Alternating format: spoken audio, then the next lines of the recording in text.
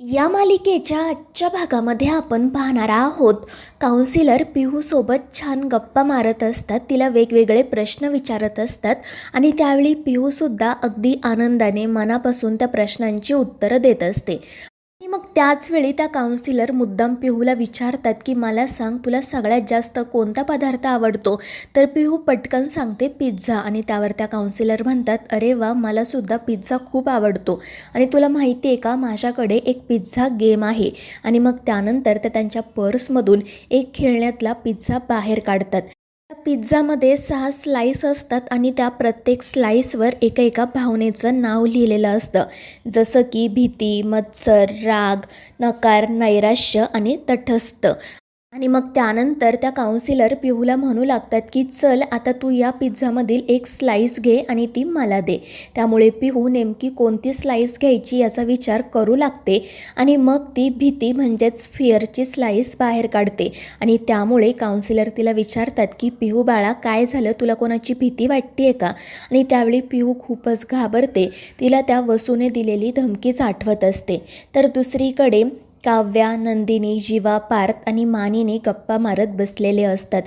काव्या म्हणत असते की बरं झालं काउन्सिलर आपल्या घरी आल्या, आता पिहूच्या मनात काय आहे हे आपल्याला कळेल. आणि त्यावर सगळेच जण होकार देतात. तर मानिनी, नंदिनी आणि काव्याचं कौतुक करत म्हणत असते की तुम्ही दोघी होतात म्हणून त्या मंजूला समजावणं थोडंसं सोपं झालं, नाहीतर काय झालं असतं काय माहिती. आणि त्यावेळी काव्या हसतच म्हणते, हो ना, मला तर असं वाटत होतं की जणू काही त्यांना वेडच लागले. आणि ते ऐकून सगळ्यांनाच हसू येतं. तर मानिनी म्हणत असते की माझी एक सून तर खूपच हुशार आहे आणि दुसरी चांगली चंट, पण तुम्ही दोघी जणी आहात म्हणून माझं हे घर व्यवस्थितपणे उभं आहे. तुम्ही नेहमी माझं घर असंच सांभाळा. आणि त्यावेळी नंदिनी आणि काव्या मात्र जीवा आणि पार्थकडेच पाहत राहतात. त्यानंतर आपण पाहतो की मानिनी नंदिनीला सांगते की आता तू नैवेद्याचं ताट देवासमोर नेऊन ठेव. आणि ते ऐकून इकडे जीवा लगेच पार्थला इशारा करतो जेणेकरून पार्थने जीवाचंही नाव घ्यावं. आणि मग पार्थ म्हणू लागतो की नंदिनी, मला असं वाटतं की तुम्ही जीवाला सुद्धा सोबत घेऊन जावं. नवरा बायकोने मिळून जर देवासमोर नैवेद्य ठेवला तर चांगलं होईल ना. आणि त्यावर जीवा म्हणतो की हो हो, मी तर काय एका पायावर तयार आहे. आणि ते पाहून नंदिनी रागातच त्याच्याकडे बघू लागते.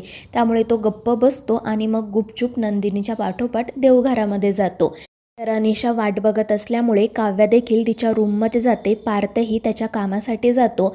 तर मानिनी पिहूच्या रूम बाहेर जाऊन थांबते.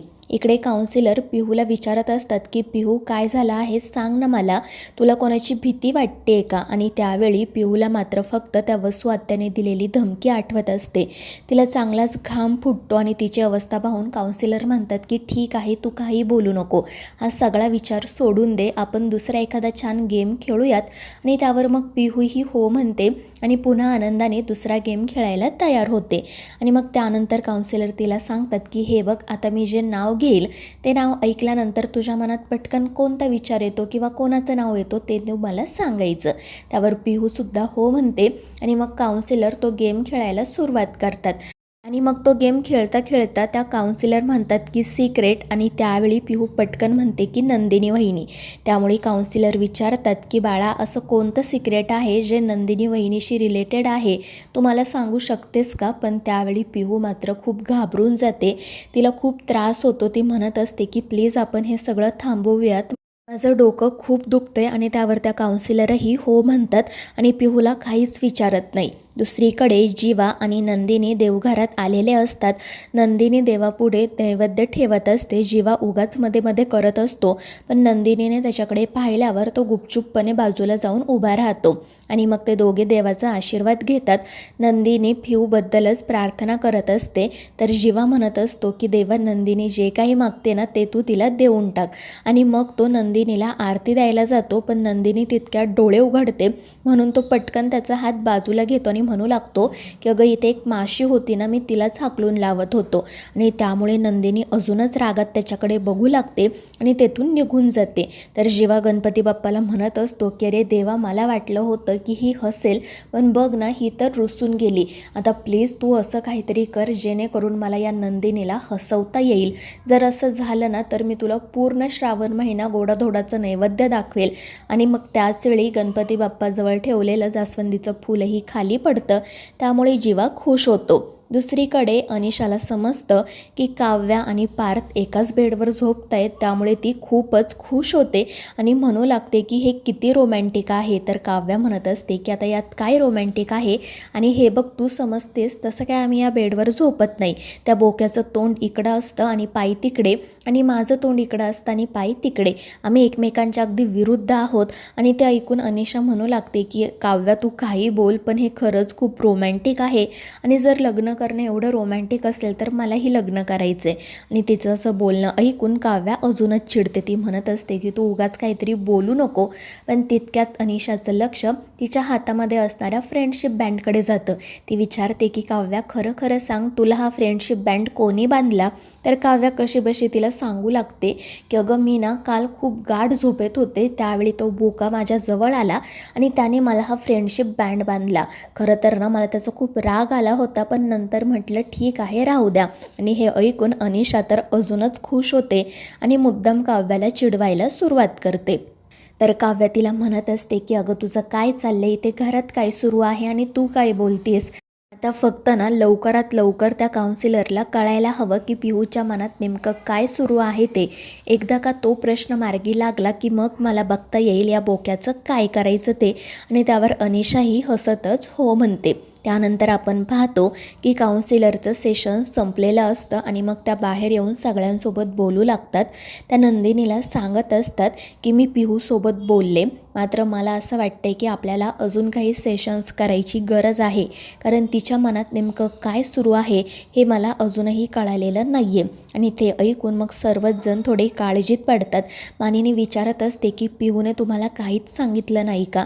तर त्या काउन्सिलर म्हणतात की अगदी तसं नाही आहे, पण मला इतकं तर कळलं आहे की पिहूला कशाची तरी खूप भीती वाटते. नक्कीच तिच्या बाबतीत असं काहीतरी घडले ज्यामुळे ती इतकी घाबरली. आणि तिच्यासोबत बोलताना मला जाणवलं की ती अशी शांत बसणारी मुलगी नक्कीच नाही आहे. आणि त्यावेळी मंजू म्हणू लागते की हो डॉक्टर, अगदी खरं आहे. ती तर नेहमीच बडबड करत असते, पण अचानक शांत का झाली आहे काय माहिती. तर काउन्सिलर म्हणतात की पिहूमध्ये हा जो काही बदल झाला आहे ना, तो एका सिक्रेटमुळे झाला आहे. आणि ते ऐकून ती रम्या आणि वसू तर खूपच घाबरतात आणि एकमेकींकडे पाहू लागतात. तर काउन्सिलर नंदिनीला सांगतात की हे बघ, पिहूला असं काहीतरी सिक्रेट माहिती आहे जे तुझ्याशी निगडीत आहे, आणि त्याच सिक्रेटमुळे तिला भीती वाटते. आणि हे ऐकून सगळेच जण काळजीत पडतात. काउन्सिलर त्या सगळ्यांना सांगतात की हे बघा, आता तुम्ही फक्त एक काम करा, पिहूला सतत काय झालं आहे हे विचारू नका. उलट तिच्या मनात तो विचार जास्त येणार नाही यासाठी प्रयत्न करा, तिला आनंदी ठेवा. मी पुढचं सेशन कधी करायचं याबद्दल तुम्हाला कळवेलच. आणि त्यावर मग सर्वजण हो म्हणतात. काउन्सिलर तेथून निघून जातात. आणि मग त्यानंतर सगळेच जण विचारात पडतात की असं नेमकं कोणतं सिक्रेट आहे जे नंदिनीशी रिलेटेड आहे. पण तितक्यात ती रम्या पुढे येते आणि मुद्दाम नंदिनीवर आरोप करत म्हणू लागते की मला तर असं वाटतंय आपल्या पिहूची अवस्था या नंदिनीमुळेच अशी झाली आहे. मला तर असं वाटते की ही फक्त आपल्यासमोर पिहूसोबत चांगलं वागते आणि आपल्या पाठीमागे काहीतरी भलतंच. आणि तिच्या अशा बोलल्यामुळे सगळेच जण रागात तिच्याकडे बघू लागतात. जेव्हा म्हणत असतो की रम्या तू काय बोलतेस, तुला तरी कळतंय का? नंदिनीवर आरोप करण्याची तुझी हिंमत कशी झाली? तर ती रम्या म्हणत असते की मी काही चुकीचं बोलत नाही आहे. त्या काउन्सिलरने सांगितलं ना की पिहूने नंदिनीचं नाव घेतलं, म्हणजेच या नंदिनीनेच काहीतरी केलं असणार. आणि त्यावेळी मानिनी म्हणते की रम्याना तू उगाच काहीतरी बोलू नको, आणि पिहूच्या बाबतीत काय करायचं, कोणते विचार करायचे हे आम्ही ठरवू, कारण तू कितीही अँगलने विचार केलास ना तरी तुझा बाण नेहमी नंदिनीवरच येऊन थांबणार हे आम्हाला माहिती आहे. पण तरीही ती रम्या काही गप्प बसत नाही. पण शेवटी ती वसू आत्याच तिच्यावर मोठ्याने ओरडते आणि तिला सांगते की तुला एकदा गप्प बस म्हणून सांगितलेलं कळत नाही का गं, की प्रत्येक वेळी स्वतःचा अपमान करून घ्यायचाच असतो तुला, आणि बोलायचंच असेल तर निदान अशा ठिकाणी तरी बोल जिथे तुझ्या शब्दाला किंमत असेल. आणि तिचं असं बोलणं ऐकून मानिनी म्हणते की वसूताई हे काय बोलताय तुम्ही तिला समजवताय की आमच्याविषयी तिच्या मनात जो गैरसमज आहे त्याला अजून खतपाणी घालताय, आणि तुमच्या शब्दाला या घरात किंमत नाही आहे का? आणि मानिनीचं असं बोलणं ऐकून वसू गप्पच बसते आणि मग ती त्या रम्याला तेथून घेऊन जाण्यासाठी निघते. पण तितक्यात नंदिनी त्या दोघींना थांबवते आणि त्या रम्याला विचारू लागते की तुला असं का वाटतंय की मी असं काहीतरी केलं असेल ज्यामुळे पिहूला फिट्स येत आहेत, तिची ही अशी अवस्था झाली आहे. तर रम्या म्हणते की आता ते मला काय माहिती, तुलाच माहिती असणार तू नेमकं काय केलं आहे ते. पण त्यावेळी जीवा रम्यावर मोठ्याने ओरडतो आणि म्हणतो की तुला इतकं पण कळत नाही का गं की जर नंदिनीने काही केलं असेल तर आपली पिहू तिच्या जवळ तरी आली असती का? नाही ना, ती तिच्यापासून दूर पळाली असती. पण तसं काही घडत नाही आहे याचा एकच अर्थ होतो की नंदिनीने काही केलेलं नाही आहे. आणि ते ऐकून वसू मात्र खूपच घाबरते. तिला आठवतं की जेव्हा जेव्हा ती पिहूच्या जवळ जाते तेव्हा तेव्हा पिहू दूर पळून जाते आणि जर हे घरातील कोणाच्या लक्षात आलं तर आपलं काही खरं नाही अशी तिला भीती वाटत असते. आणि मग ती त्या रम्याला घेऊन पटकन तेथून जाण्यासाठी निघते. इतर सगळेजणही आपापल्या कामासाठी जातात. तर मानिनी आणि नंदिनी पिहूच्या मनात नेमकं काय आहे ते कसं काढून घ्यायचं याचाच विचार करत असतात. तर मित्रांनो, या मालिकेच्या पुढील भागांमध्ये आपण पाहणार आहोत अनिशासमोरच पार्थ आणि काव्या मुद्दाम रूमवरून एकमेकांशी भांडत असतात आणि हे पाहून अनिशा मात्र हसत असते. तर दुसरीकडे नंदिनीच्या एक लक्षात येतं की जेव्हा जेव्हा ती वसू आत्यासमोर येते तेव्हा तेव्हा पिहू घाबरते आणि मग नंदिनी सरळ वसूला याबद्दल जाब विचारते. आणि मग त्यानंतर आपण पाहतो की पिहू रडतच नंदिनीला सांगते की वसू आत्याने मला धमकी दिली होती की जर मी सिक्रेट कोणाला सांगितलं तर ते आपल्या सगळ्यांना घरातून बाहेर काढेल. आणि ते ऐकून नंदिनीला तर मोठा धक्काच बसतो. तर मित्रांनो, या मालिकेच्या पुढील भागांच्या अपडेट्ससाठी आपल्या चॅनेलला सबस्क्राईब करा.